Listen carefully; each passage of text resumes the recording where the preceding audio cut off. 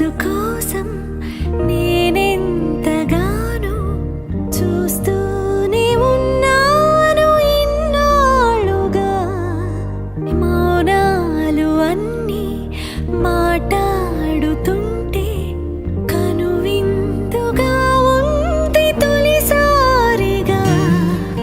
అపురూపమేగా నాకీ క్షణాలు, దాచేసుకుంటాను జ్ఞాపకాలు.